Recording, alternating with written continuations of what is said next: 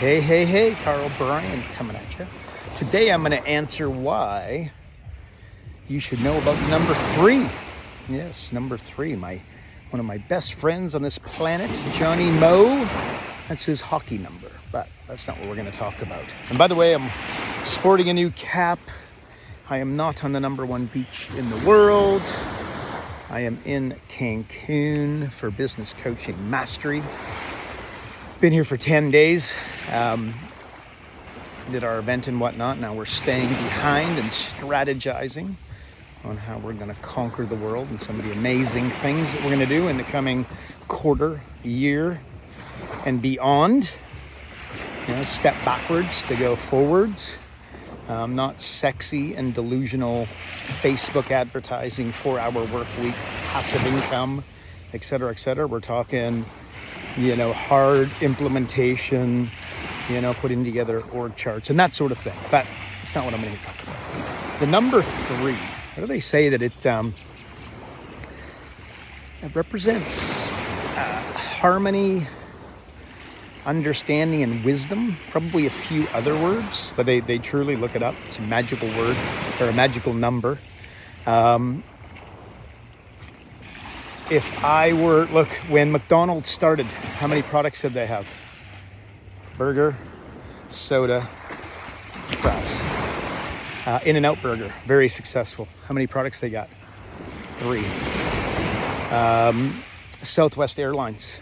You may or may not know, Southwest Airlines probably made more money than all airlines combined, profit, not top line, bottom line, because they knew that the money was in baggage handling, the efficiency was in baggage handling. So when they started, they had 3 locations. It was Houston, Dallas, San Antonio, all in Texas, if you don't know where those are.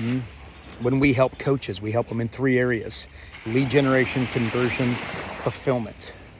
I've often said if I was going to help if I was going to own a franchise, let's say Subway, which I would not do, by the way, but that's okay. That's not to say if I were to own, if I were to own a Subway franchise, I would not do it unless I owned 3. This is the advice that I've given for many years. Why would I want to own 3? I want to know, what I would do is I have 3 and they need to be within a drive of one another, hour on the outside, 30 minutes ideally. And that way I could have one lot of staff, one lot of inventory, one lot of, personnel and, administration, that sort of thing. So I would have a hub and I would have 3 Subways at a minimum, or provision to buy the 3rd. Maybe I'd start with, 1, 2, provision to take over a 3rd. But at the end of the day, I wouldn't want to do it if I didn't own 3. And you'll see many others very successful in business with a similar roadmap.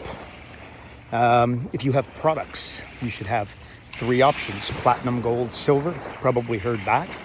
Anyway, so the number 3, it's magical. And I think it's something you should think about.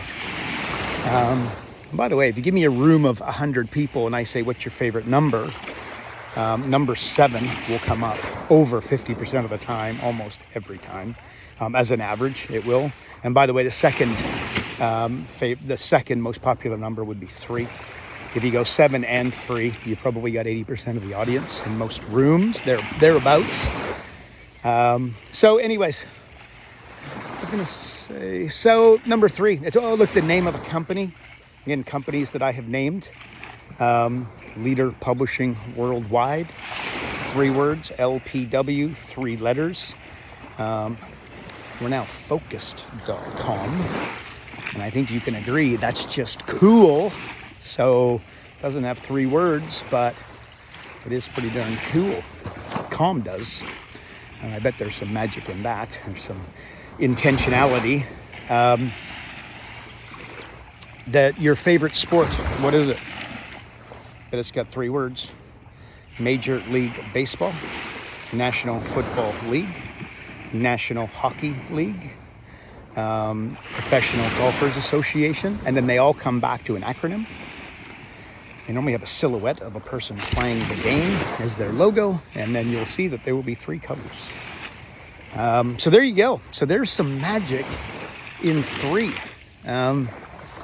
So it's just the way people, and again, it's the way people think, and it's numerology. People look it up. It's people smarter than me, more knowledgeable than me on the topic times a million. But what I do is I take these types of principles and I try to use them. So maybe you will. Maybe you should with your coaching class. Maybe you're having a discussion with your coaching client right now. Like, let's do a little test. I am going to coach you. Okay, you were the chiropractor, the dentist, the butcher, the baker, the candlestick maker. And we finish our coaching session. And I'm going to give you something to do. How many things do you think it would make sense that I give you to do? I bet you got it. 3. Make it easy. 1, 2, and 3. It makes it so much easier for them to remember. Remember, if your client doesn't take action, it's because they're unclear on what to do. That's the issue, right? That's why. It's not that they're overwhelmed. It's not that this, that, and the other. Is that they're not totally clear on what to do. So, if the number 3 is magical, why don't you try use it? Give them 3 things to do. And then once they complete those 3 things, what should you do? Give them another 3 things. Should you give them 10 things to do? And I dare say that might not be the right approach. Just give them 3 things to do. So that is what I got for you today, folks. God bless. Bye-bye.